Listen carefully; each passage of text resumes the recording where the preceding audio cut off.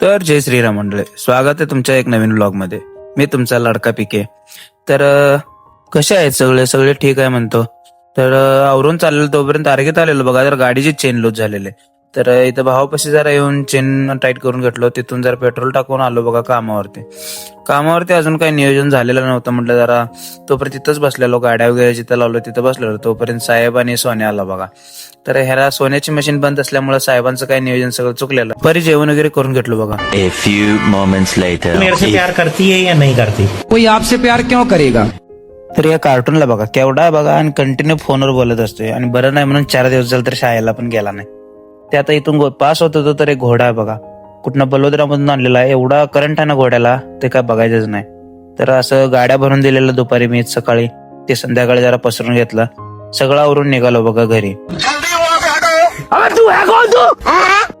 ते back साईडचं road बघू शकताय तुम्ही, ते आम्हीच करत आहे ते रोड आहे. तिथून आरग मधून पास झाल्यानंतर थोडं पुढे आल्यानंतर असं मशीननं कटिंग करून ऊस भरत होते बघा. तिथनं आवरून जरा संध्याकाळी बघत आलो मळ्याकडं. तर पाटील दिवसभर लाईट नाही म्हणताना औषध संध्याकाळी मारायचे नियोजन केलं बघा. संध्याकाळी 8 वाजलं तरी यांचं औषध मारायचं काय झालं नव्हतं. पाटलाने मी सगळं राऊंड काढून घेतला. तोपर्यंत मी पण आलो बघा घरी. तुम्ही पण जाता तेवढं लाईक, शेअर आणि फॉलो करून जावा. धन्यवाद.